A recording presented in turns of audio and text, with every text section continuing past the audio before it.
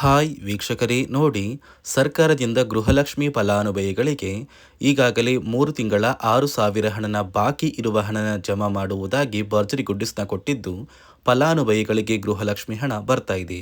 ಆದರೆ ನಿಮ್ಮ ಬಳಿ ವೋಟರ್ ಐ ಡಿ ಕಾರ್ಡ್ ಇರಬೇಕು ಮತ್ತು ಜಾತಿ ಪ್ರಮಾಣ ಪತ್ರ ಇರಬೇಕು.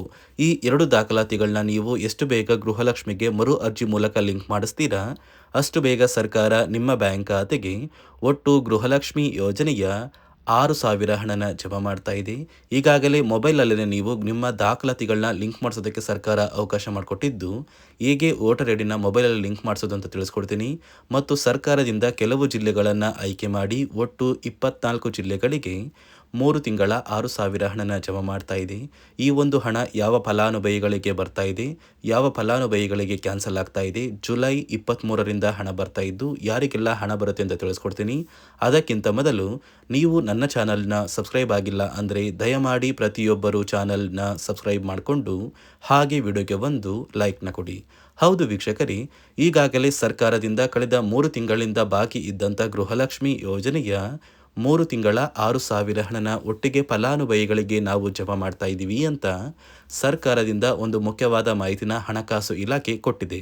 ಆದರೆ ನೀವು ಗೃಹಲಕ್ಷ್ಮಿಗೆ ನಿಮ್ಮ ಒಂದು ರೇಷನ್ ಕಾರ್ಡ್ ಕೊಟ್ಟಿದ್ದೀರಲ್ವಾ, ಸೊ ಇದರ ಜೊತೆಗೆ ವೋಟರ್ ಐ ಡಿ ಮತ್ತು ನಿಮ್ಮ ಒಂದು ಜಾತಿ ಪ್ರಮಾಣ ಪತ್ರನ ಕೊಟ್ಟು ಗೃಹಲಕ್ಷ್ಮಿಗೆ ಮರು ಅರ್ಜಿನ ಮಾಡಿಸ್ಕೋಬೇಕು. ಈ ಅರ್ಜಿ ಹಾಕೋದು ನಿಮ್ಮ ಮೊಬೈಲಲ್ಲೇ ನೀವು ಅರ್ಜಿನ ಹಾಕ್ಬೋದು. ಹೌದು ವೀಕ್ಷಕರೇ, ಸರ್ಕಾರ ಒಂದು ಮೊಬೈಲ್ ಅಪ್ಲಿಕೇಶನ್ನ ಜಾರಿಗೆ ತಂದಿದೆ. ಈ ಅಪ್ಲಿಕೇಶನ್ ಮೂಲಕ ಪ್ರತಿ ಫಲಾನುಭವಿಗಳು ನಿಮ್ಮ ದಾಖಲಾತಿಗಳನ್ನ ಲಿಂಕ್ ಮಾಡಿಸಿ ಮರು ಅರ್ಜಿನ ಹಾಕ್ಬೋದು. ಹಾಗಾದರೆ ಹೇಗೆ ನೀವು ಮರು ಅರ್ಜಿನ ಹಾಕೋದು ಅಂತ ತಿಳಿಸ್ಕೊಡ್ತೀನಿ. ಇದರ ಜೊತೆಗೆ ಸರ್ಕಾರ ಕರ್ನಾಟಕದ ಒಟ್ಟು 24 ಜಿಲ್ಲೆಗಳನ್ನು ಆಯ್ಕೆ ಮಾಡಿ ಒಟ್ಟು ಕಳೆದ 3 ತಿಂಗಳ 6,000 ಗೃಹಲಕ್ಷ್ಮಿ ಹಣನ ಜಮಾ ಮಾಡ್ತಾ ಇದ್ದು, ಜುಲೈ 23 ಅಂದರೆ ಗುರುವಾರದಿಂದ ಕರ್ನಾಟಕದ ಪ್ರತಿ ಫಲಾನುಭವಿಗಳಿಗೆ ಹಣ ಬರ್ತಾ ಇದ್ದು, ಯಾರಿಗೆಲ್ಲ ಹಣ ಜಮಾ ಆಗುತ್ತೆ ಮತ್ತು ಯಾವ ಫಲಾನುಭವಿಗಳಿಗೆ ಹಣ ಕ್ಯಾನ್ಸಲ್ ಆಗುತ್ತೆ ಅಂತ ನಾನು ನಿಮಗೆ ಈ ಒಂದು ವಿಡಿಯೋದಲ್ಲಿ ಸಂಪೂರ್ಣವಾಗಿ ತಿಳಿಸ್ಕೊಡ್ತೀನಿ.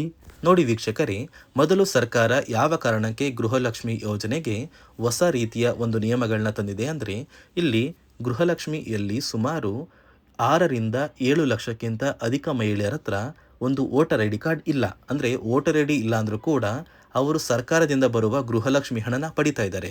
ಮತ್ತು ಸಾಕಷ್ಟು ಫಲಾನುಭವಿಗಳ ಒಂದು ಬ್ಯಾಂಕ್ ಖಾತೆ ಏನಿದೆ, ಆ ಒಂದು ಬ್ಯಾಂಕ್ ಖಾತೆ ಹೊರ ರಾಜ್ಯದ ಬ್ಯಾಂಕ್ ಖಾತೆ ಆಗಿದೆ. ಅಂದರೆ ಕರ್ನಾಟಕದಲ್ಲಿರುವಂತಹ ಫಲಾನುಭವಿಗಳು ಬೇರೆ ರಾಜ್ಯದಲ್ಲಿ ಹೊಂದಿರುವಂತಹ ಒಂದು ಬ್ಯಾಂಕ್ ಖಾತೆನ ಕೊಟ್ಟು ಗೃಹಲಕ್ಷ್ಮಿ ಹಣನ ಪಡಿತಾ ಇದ್ದಾರೆ. ಅದೇ ರೀತಿ ಸಾಕಷ್ಟು ರೀತಿಯ ಹೊಸ ಬದಲಾವಣೆಗಳು ಯಾವ ಕಾರಣಕ್ಕೆ ಬರ್ತಾ ಇದೆ ಅಂದರೆ, ಗೃಹಲಕ್ಷ್ಮಿ ಯೋಜನೆಯಲ್ಲಿ ಅರ್ಹವಿರುವ ಫಲಾನುಭವಿಗಳಿಗೆ ಅಂದರೆ ಕರ್ನಾಟಕದವರಾಗಿದ್ದು ಕರ್ನಾಟಕದಲ್ಲೇ ವೋಟರ್ ಐ ಡಿನ ಹೊಂದಿದ್ದು ಕರ್ನಾಟಕದ ಫಲಾನುಭವಿಗಳಾಗಿದ್ದು ಇವರ ಬ್ಯಾಂಕ್ ಖಾತೆಗೆ ಹಣ ತಲುಪಬೇಕು. ಬೇರೆ ಫಲಾನುಭವಿಗಳಿಗೆ ಯಾವುದೇ ಕಾರಣಕ್ಕೂ ಹಣ ತಲುಪಬಾರದು ಅಂತ ಸರ್ಕಾರ ನಿರ್ಧಾರ ಮಾಡಿದೆ. ಇದೇ ಕಾರಣಕ್ಕೆ ಸಾಕಷ್ಟು ಫಲಾನುಭವಿಗಳು ಗೃಹಲಕ್ಷ್ಮಿ ಯೋಜನೆಯ ಒಂದು ಅರ್ಹರ ಪಟ್ಟಿಯಿಂದ ಕ್ಯಾನ್ಸಲ್ ಆಗ್ತಾ ಇದ್ದಾರೆ. ನಿಮ್ಮ ಒಂದು ಮನೆ ಬಾಗಿಲಿಗೆ ಸರ್ಕಾರದಿಂದ ಅಧಿಕಾರಿಗಳು ಬರ್ತಾರೆ.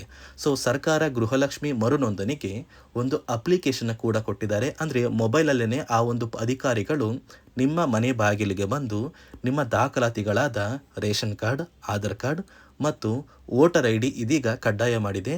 ಅದೇ ರೀತಿ ಜಾತಿ ಪ್ರಮಾಣ ಪತ್ರ ಬೇಕಾಗುತ್ತಂತ ನೀವು ಕೇಳಿದ್ರೆ, ಸದ್ಯಕ್ಕೆ ಸರ್ಕಾರ ಯಾವುದೇ ರೀತಿಯ ಜಾತಿ ಪ್ರಮಾಣ ಪತ್ರನ ಕೇಳ್ತಾ ಇಲ್ಲ. ಬದಲಿಗೆ ನಿಮ್ಮ ಒಂದು ಪತಿಯ ಆಧಾರ್ ಕಾರ್ಡ್, ನಿಮ್ಮ ಒಂದು ವೋಟರ್ ಐ ಡಿ ಮತ್ತು ನಿಮ್ಮ ಒಂದು ಮನೆಯ ರೇಷನ್ ಕಾರ್ಡ್ನ ಕೊಟ್ಟು ನೀವು ಗೃಹಲಕ್ಷ್ಮಿಗೆ ಮರು ನೋಂದಣಿನ ಮಾಡ್ಕೋಬೇಕು.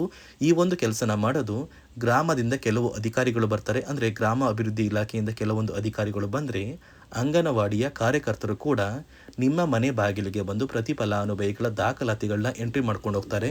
ಸೊ ಆ ಒಂದು ಫಲಾನುಭವಿಗಳು ಎಂಟ್ರಿ ಮಾಡಿದ ನಂತರ ಸರ್ಕಾರದಿಂದ ನಿಮಗೆ ಒಂದು ನೋಟಿಫಿಕೇಶನ್ ಬರುತ್ತೆ. ನಿಮ್ಮ ಮೊಬೈಲ್ ನಂಬರ್ ಏನಿದೆ ಆ ಒಂದು ಮೊಬೈಲ್ ನಂಬರ್ಗೆ ಒಂದು ಮೆಸೇಜ್ ಬರುತ್ತೆ. ಅಂದರೆ ನಿಮ್ಮ ಗೃಹಲಕ್ಷ್ಮಿ ಮರು ನೋಂದಣಿ ಅರ್ಜಿನ ನಾವು ಸ್ವೀಕಾರ ಮಾಡಿದ್ದೀವಿ ಮತ್ತು ಮುಂದಿನ ದಿನಗಳಲ್ಲಿ ನಿಮ್ಮ ಒಂದು ಗೃಹಲಕ್ಷ್ಮಿ ಹಣನ ನಿಮ್ಮ ಬ್ಯಾಂಕ್ ಖಾತೆಗೆ ಜಮಾ ಮಾಡ್ತೀವಿ ಅಂತ ಸರ್ಕಾರದಿಂದಲೇ ಒಂದು ಮೆಸೇಜ್ನ ಕಳಿಸ್ತಾರೆ.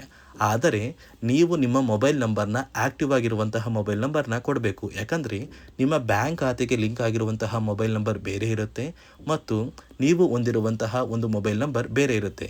ಇದೇ ಕಾರಣಕ್ಕೆ ಕರೆಕ್ಟಾಗಿರುವಂತಹ ಒಂದು ಮೊಬೈಲ್ ನಂಬರ್ನ ಕೊಟ್ಟರೆ ಆದಷ್ಟು ಬೇಗ ನೀವು ಮರು ಅರ್ಜಿನ ಹಾಕಿ ಗೃಹಲಕ್ಷ್ಮಿ ಹಣನ ಪಡ್ಕೋಬೋದು. ಅದೇ ರೀತಿ ನೀವು ಹೊಂದಿರುವ ಬ್ಯಾಂಕ್ ಖಾತೆ ಏನಿದೆ ಆ ಒಂದು ಬ್ಯಾಂಕ್ ಖಾತೆನ ನೀವು ಆ್ಯಕ್ಟಿವ್ ಆಗಿ ಇಟ್ಕೋಬೇಕು. ಅಂದರೆ ಯಾವುದೇ ರೀತಿಯ ಒಂದು ವಹಿವಾಟನ್ನು ನಡೆಸ್ತಾ ಇಲ್ಲ ಅಂದರೆ ನಿಮ್ಮ ಒಂದು ಬ್ಯಾಂಕ್ ಖಾತೆಗೆ ಗೃಹಲಕ್ಷ್ಮಿ ಹಣ ಖಂಡಿತವಾಗಿಯೂ ಬರೋದಿಲ್ಲ. ಅದೇ ರೀತಿ ನೋಡಿ ವೀಕ್ಷಕರೇ, ನಿಮ್ಮ ಮನೆಯ ಕುಟುಂಬರು ಅಂದರೆ ಗೃಹಲಕ್ಷ್ಮಿ ಯೋಜನೆಯ ಒಂದು ಸದಸ್ಯ ಏನಾರನ್ನು ಮರಣ ಹೊಂದಿದ್ದು ಅವರ ಬದಲಾಗಿ ನೀವು ಅಪ್ಲಿಕೇಶನ್ ಹಾಕ್ತೀವಿ ಅಂದರೆ ಅದು ಸಾಧ್ಯವಿಲ್ಲ. ಯಾಕಂದರೆ ನಿಮ್ಮ ಒಂದು ರೇಷನ್ ಕಾರ್ಡಲ್ಲಿ ಮನೆಯ ಯಜಮಾನಿ ಯಾರಿರ್ತಾರೆ ಅವರೇ ಮಾತ್ರ ಗೃಹಲಕ್ಷ್ಮಿ ಯೋಜನೆಗೆ ಅರ್ಹರಾಗಿರ್ತಾರೆ. ಒಂದು ವೇಳೆ ಮನೆಯ ಸದಸ್ಯರು ಯಜಮಾನಿಯಾಗಿದ್ದು ಅವರು ಮರಣ ಹೊಂದಿದ್ರೆ ನೀವು ಗೃಹಲಕ್ಷ್ಮಿ ಯೋಜನೆಗೆ ಅಪ್ಲಿಕೇಶನ್ ಹಾಕೋದಕ್ಕೆ ಆಗೋದಿಲ್ಲ. ಮೊದಲು ನಿಮ್ಮ ಮನೆಯಲ್ಲಿ ಇರುವಂತಹ ಒಂದು ಹೆಣ್ಣು ಮಗಳು ಅಂದರೆ ಮಹಿಳೆ, ನಿಮ್ಮ ಒಂದು ಪತ್ನಿ ಇರ್ಬೋದು ಅಥವಾ ನಿಮ್ಮ ಒಂದು ತಾಯಿ ಇರ್ಬೋದು, ಅವ್ರನ್ನ ಮನೆಯ ಯಜಮಾನಿ ನೀವು ಮಾಡಬೇಕಾಗುತ್ತೆ. ಸೊ ಮನೆಯ ಯಜಮಾನಿ ಮಾಡಿದ ನಂತರ ಮಾತ್ರ ನೀವು ಗೃಹಲಕ್ಷ್ಮಿಯ ಸೌಲಭ್ಯನ ಪಡ್ಕೋಬೋದು.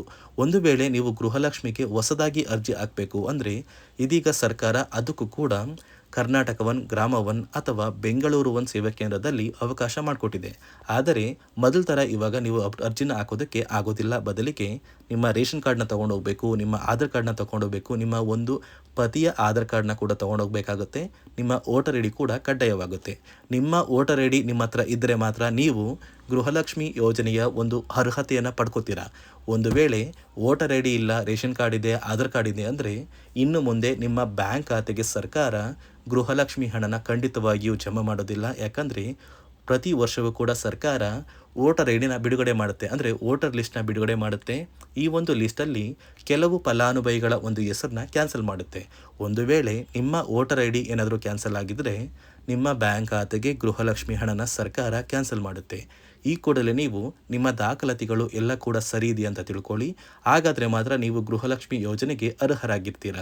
ಸರ್ಕಾರ ಯಾವ ಕಾರಣಕ್ಕೆ ಈ ರೀತಿಯ ಹೊಸ ಬದಲಾವಣೆಗಳನ್ನ ತರ್ತಾ ಇದೆ ಅಂದರೆ ಇಲ್ಲಿಯವರೆಗೂ ಸುಮಾರು 60 ಕೋಟಿಗಿಂತ ಅಧಿಕ ಮೊತ್ತನ ಸರ್ಕಾರ ನಷ್ಟ ಮಾಡಿಕೊಂಡಿದೆ. ಅಂದರೆ ಫಲಾನುಭವಿಗಳು ನಮ್ಮ ಕರ್ನಾಟಕದವರೇ ಅಲ್ಲ, ಅಂತಹ ಫಲಾನುಭವಿಗಳಿಗೂ ಕೂಡ ಸರ್ಕಾರದಿಂದ ಹಣ ಹೋಗಿದೆ ಮತ್ತು ಸಾಕಷ್ಟು ಫಲಾನುಭವಿಗಳು ಮರಣ ಹೊಂದಿದ್ದಾರೆ.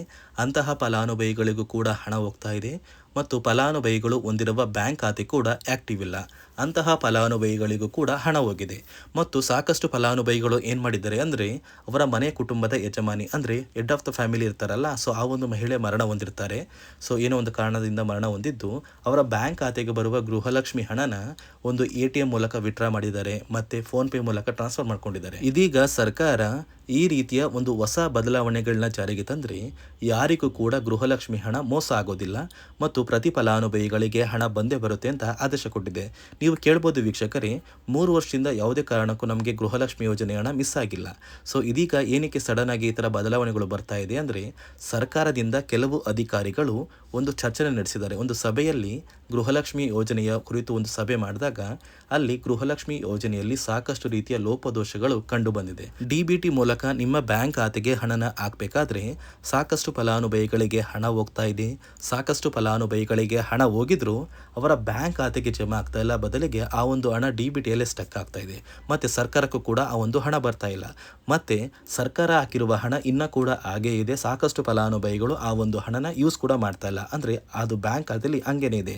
ಇದೇ ಕಾರಣಕ್ಕೆ ಸರ್ಕಾರ ಈ ರೀತಿಯ ಹೊಸ ಬದಲಾವಣೆಗಳನ್ನ ತಂದಿದ್ದು, ಯಾರೆಲ್ಲ ಫಲಾನುಭವಿಗಳು ಸರ್ಕಾರಕ್ಕೆ ತೆರಿಗೆನ ಕಟ್ತಾ ಇದ್ದೀರಾ, ಗೌರ್ನಮೆಂಟ್ ಜಾಬಲ್ಲಿದ್ದೀರಾ ಮತ್ತು ಇನ್ಕಮ್ ಟ್ಯಾಕ್ಸ್ನ ಪೇ ಮಾಡ್ತಾ ಇದ್ದೀರಾ, ಇಂತಹ ಫಲಾನುಭವಿಗಳ ಹೆಸರನ್ನ ಇನ್ನು ಮುಂದೆ ಸರ್ಕಾರ ಗೃಹಲಕ್ಷ್ಮಿ ಯೋಜನೆಯಿಂದ ಕ್ಯಾನ್ಸಲ್ ಮಾಡಿದೆ. ನಿಮ್ಮ ಒಂದು ರೇಷನ್ ಕಾರ್ಡ್ BPL ರೇಷನ್ ಕಾರ್ಡಿಂದ APL ಆಗಿದ್ರು ಕೂಡ ನೀವು ಗೃಹಲಕ್ಷ್ಮಿ ಯೋಜನೆಯನ್ನು ಪಡೆಯೋದಕ್ಕೆ ಅರ್ಹರಾಗಿರ್ತೀರ. ಅದೇ ರೀತಿ ಸರ್ಕಾರ ಕರ್ನಾಟಕದ ಒಟ್ಟು 24 ಜಿಲ್ಲೆಗಳನ್ನು ಆಯ್ಕೆ ಮಾಡಿ ನಾಳೆ ಗುರುವಾರ ಜುಲೈ 23ರಂದು ಈ ಗೃಹಲಕ್ಷ್ಮಿ ಯೋಜನೆಯ 3 ತಿಂಗಳ 6,000 ಹಣನ ಜಮಾ ಮಾಡ್ತಾ ಇದ್ದು, ಈ 6,000 ಹಣ ಯಾವ ಜಿಲ್ಲೆಗಳಿಗೆ ಬರ್ತಾ ಇದೆ ಅಂದರೆ ಯಾದಗಿರಿ, ಉತ್ತರ ಕನ್ನಡ, ಉಡುಪಿ, ತುಮಕೂರು, ಶಿವಮೊಗ್ಗ, ರಾಮನಗರ, ರಾಯಚೂರು, ಮೈಸೂರು, ಮಂಡ್ಯ, ಕೊಪ್ಪಳ, ಕೋಲಾರ, ಕೊಡಗು, ಹಾವೇರಿ, ಹಾಸನ, ಕಲಬುರಗಿ, ಗದಗ, ಧಾರವಾಡ, ದಾವಣಗೆರೆ, ದಕ್ಷಿಣ ಕನ್ನಡ, ಚಿತ್ರದುರ್ಗ, ಚಿಕ್ಕಮಗಳೂರು, ಚಿಕ್ಕಬಳ್ಳಾಪುರ, ಚಾಮರಾಜನಗರ, ವಿಜಯನಗರ, ಬೀದರ್, ಬಳ್ಳಾರಿ, ಬೆಳಗಾವಿ, ಬೆಂಗಳೂರು ನಗರ, ಬೆಂಗಳೂರು ಗ್ರಾಮಾಂತರ ಮತ್ತು ಬಾಗಲಕೋಟೆ. ಹೀಗೆ ಸರ್ಕಾರ ಪ್ರತಿಯೊಂದು ಜಿಲ್ಲೆಗಳಿಗೂ ಒಟ್ಟು 3 ತಿಂಗಳ ಗೃಹಲಕ್ಷ್ಮಿ ಯೋಜನೆಯ 6,000 ಹಣನ ಜಮಾ ಮಾಡ್ತಾ ಇದೆ. ನಿಮ್ಮ ಬ್ಯಾಂಕ್ ಖಾತೆಗೂ ಕೂಡ ಆದಷ್ಟು ಬೇಗ ಈ ಗೃಹಲಕ್ಷ್ಮಿ ಹಣನ ಜಮಾ ಮಾಡುತ್ತೆ. ಈ ಒಂದು ವಿಡಿಯೋನ ನಿಮ್ಮ ಪ್ರತಿಯೊಂದು ಸ್ನೇಹಿತರಿಗೆ ಶೇರ್ ಮಾಡಿ, ಅವರ ಬ್ಯಾಂಕ್ ಖಾತೆಗೂ ಕೂಡ ಗೃಹಲಕ್ಷ್ಮಿ ಯೋಜನೆಯ 6,000 ಹಣ ಬರುತ್ತೆ ಅಂತ ತಿಳಿಸಿ ಅಂತ ಹೇಳ್ತಾ, ನಾನು ಕೊಟ್ಟಿರುವ ಮಾಹಿತಿ ನಿಮಗೆ ಇಷ್ಟ ಆಗಿದ್ದಲ್ಲಿ ನನ್ನ ಚಾನಲ್ನ ಸಬ್ಸ್ಕ್ರೈಬ್ ಮಾಡಿಕೊಂಡು ಹಾಗೆ ವಿಡಿಯೋಗೆ ಒಂದು ಲೈಕ್ನ ಕೊಡಿ.